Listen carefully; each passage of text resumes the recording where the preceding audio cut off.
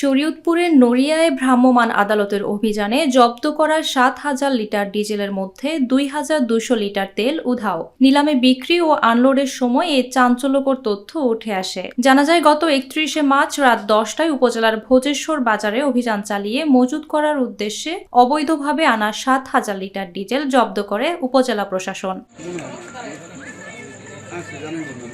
জব্দের সময় ভ্রাম্যমাণ আদালতের বিচারক, নড়িয়ার সহকারী কমিশনার ও নির্বাহী ম্যাজিস্ট্রেট লাকি দাস জানান, বরিশাল থেকে অবৈধভাবে শরীয়তপুর নিয়ে আসা 7,000 লিটার ডিজেল জব্দ করা হয় এবং ব্যবসায়ীকে 10,000 টাকা জরিমানা করা হয়েছে। পরে জব্দ করা তেল নড়িয়া থানায় এনে সংরক্ষণ করা হয়। গত 2রা এপ্রিল নিলামে তোলা হলে শরীয়তপুরের মনোহর মোড়ের messrs Jalil filling station 7 lakh টাকায় তা ক্রয় করেন। তবে লরি থেকে তেল আনলোড করতে গিয়ে দেখা যায় সেখানে রয়েছে মাত্র 4,800 লিটার ডিজেল। বাকি প্রায় 2,200 লিটার ডিজেলের কোনো হদিস পাওয়া যায়নি। পরে উপজেলা প্রশাসন ঘাটতি অনুযায়ী অতিরিক্ত টাকা ক্রেতা প্রতিষ্ঠানকে ফেরত দেয়। প্রশাসনের জিম্মায় থাকা অবস্থায় এই বিপুল পরিমাণ তেল কিভাবে উধাও হলো এ নিয়ে এলাকায় চাঞ্চল্যের সৃষ্টি হয়েছে। অভিযোগ রয়েছে, ঘটনাস্থলের খুব কাছেই একটি তেলের ডিপোতে তেল পরিমাপ করার সুযোগ থাকলেও তাৎক্ষণিক সেটি করা হয়নি। তবে ওই দিন রাতেই উধাও হওয়া প্রায় 2,200 লিটার ডিজেল স্থানীয় কিছু অসাধু ব্যবসায়ীর কাছে বিক্রি করে দেওয়া হয় বলে অভিযোগ উঠেছে। কোথা থেকে আনলো পুরো সবকিছু খুঁজে বের করা আমার কাছে।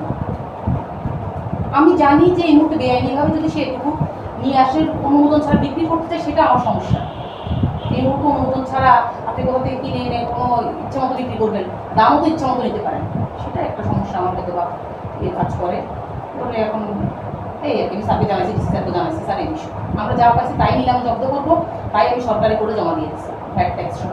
এ বিষয়ে সহকারী কমিশনার ও নির্বাহী ম্যাজিস্ট্রেট লাকি দাস বলেন, আমরা অভিযানের সময় যে পরিমাণ তেল পেয়েছি তাই নিলামে বিক্রি করেছি। এত বিপুল পরিমাণ তেল কোথায় গেল এই প্রশ্ন করা হলে তিনি বলেন, এটা খুঁজতে আমি বাধ্য নই।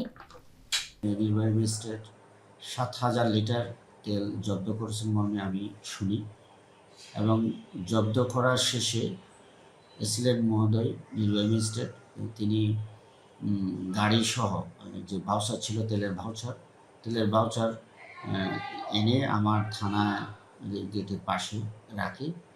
তো আমাকে তিনি জানান যে ওনার জায়গা সংকুলন না হওয়ায় নিরাপত্তার সাথে গাড়িটা যেন থানায় রাখা হয়।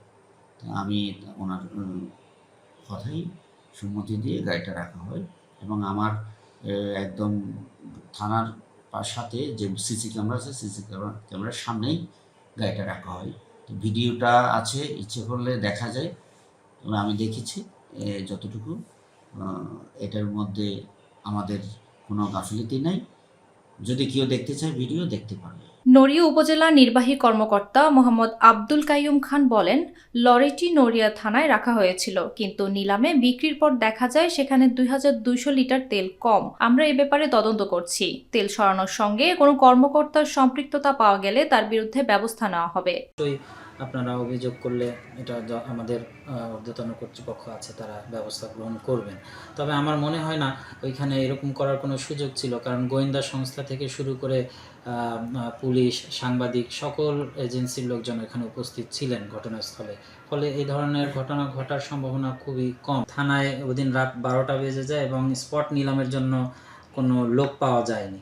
আমরা বিভিন্ন মাধ্যমে চেষ্টা করেছি যে লাইসেন্সধারী যারা ছিল তাদের কাছে এই ধরনের নিলামে আসার মতো এরকম সময়ও ছিল না, প্লাস টাকাও ছিল না। ফলে আমরা বাধ্য হয়েছি স্পট নিলামে না গিয়ে এটা থানার জিম্মায় রাখা।